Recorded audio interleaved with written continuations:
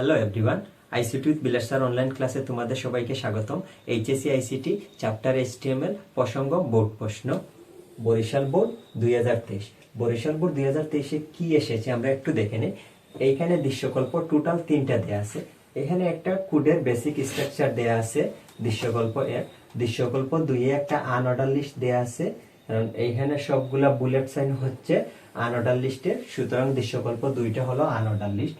আর দৃশ্যকল্প 3-এ abcollege.edu.bd একটা ওয়েবসাইটের link দেয়া আছে, আর image.jpg একটা ছবির লিংক দেয়া আছে। এইটা দৃশ্যকল্প 3। তোমাদের এইখানে কি বলছে প্রশ্নগুলো আমরা একটু দেখে নিই। গ নম্বর প্রশ্নতে বলছে দৃশ্যকল্প 1 ব্যবহার করে দৃশ্যকল্প 2 পাওয়ার জন্য HTML কোড লিখো। অ্যাকচুয়ালি এইখানে কথাটা বলছে এই যে দৃশ্যকল্প 1-এর যে ফরম্যাটটা দেয়া আছে এই ফরম্যাট অ্যাপ্লাই করে আমরা দৃশ্যকল্প 2 এর জন্য HTML কোড লিখব। পরের প্রশ্নতে কি বলছে, দৃশ্যকল্প 2 ও দৃশ্যকল্প 3 ব্যবহার করে নতুন একটি ওয়েব পেজ তৈরি করার জন্য HTML কোড লিখো। এইখানে দৃশ্যকল্প আমরা যে 2 দেয়া আছে এবং দৃশ্যকল্প যে 3 দেয়া আছে দুইটা একসাথে মিক্সড করে আমরা একটা HTML কোড লিখব। প্রথমে আমি গ নম্বর প্রশ্নটা শুরু করি।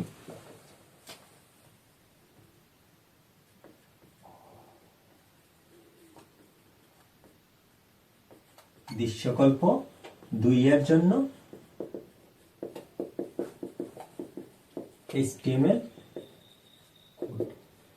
যেহেতু বলছে দৃশ্যকল্প 1 ব্যবহার করে দৃশ্যকল্প 2 এর জন্য HTML কোড, তাহলে আমরা 1 এর ফরম্যাট অনুযায়ী শুরু করব HTML।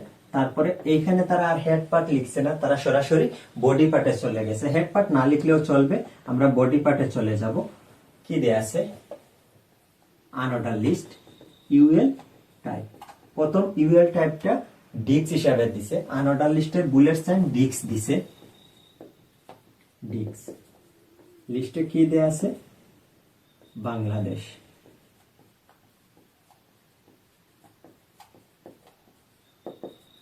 তারপরে এখানে আনঅর্ডার লিস্টের ধরন চেঞ্জ হয়ে গেছে, ডিক্স পরে পরেরগুলা সার্কেল হয়ে গেছে। আমরা এটা ক্লোজ করার দরকার নেই, যেহেতু সবগুলা আনঅর্ডার লিস্টে দেয়া আছে আমরা সর্বশেষ একবার ক্লোজ করব। আমরা এখানে আবার লিখব ইউএল টাইপ, পরের ইউএল টাইপ সার্কেল। সার্কেলে কি দেয়া আছে, প্রথম লিস্টে দেয়া আছে ঢাকা,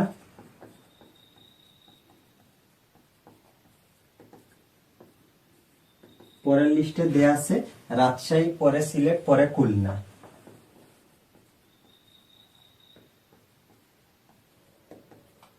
রাজশাহী,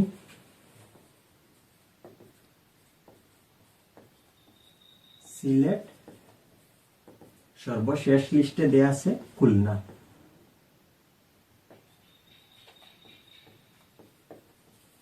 এখন আমার আনঅর্ডার লিস্ট লেখা শেষ, আনঅর্ডার লিস্ট ক্লোজ করে নিব। তারপর আমার ক্লোজ হবে বডি, সর্বশেষ আমার ক্লোজ হবে HTML। দৃশ্যকল্প 2 এর জন্য HTML কোড লেখা হয়ে গেল দৃশ্যকল্প 1 ব্যবহার করে। পরের প্রশ্নতে কি বলছে, দৃশ্যকল্প 2 ও দৃশ্যকল্প 3 ব্যবহার করে নতুন একটি ওয়েব পেজ তৈরি করার জন্য HTML কোড লিখো। তাহলে আমার দৃশ্যকল্প 2 ও 3 লাগবে। আমার এই প্রশ্নটা মডিফাই করলে চলবে। আমি পুরো প্রশ্নটা নাম হচ্ছে কোন কোন জায়গায় মডিফাই করতে হবে তোমাদেরকে একটু দেখিয়ে দিচ্ছি। আমি এইখানে লিখব দৃশ্যকল্প 2 ও দৃশ্যকল্প 3 ব্যবহার করে HTML কোড হলো।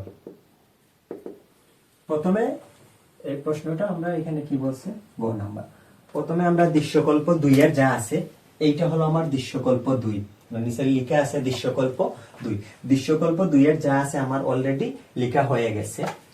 শুধু আমরা এখানে বডি পার্ট ক্লোজ করব না, HTML ক্লোজ করব না। আমরা দৃশ্যকল্প 2 এর যা আছে আমরা সব সম্পূর্ণ অংশ লিখে নিলাম। এখন এই পাশে আমি ডান পাশে লিখব দৃশ্যকল্প 3 এর কি কি আছে। দৃশ্যকল্প 3 দৃশ্যকল্প 2 এর সাথে আইসা অ্যাড হবে।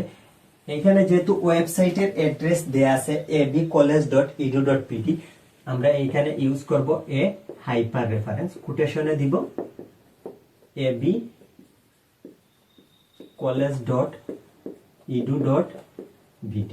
আর এইটা আমরা এবি কলেজের সাথে লিংক আপ করাই দিব।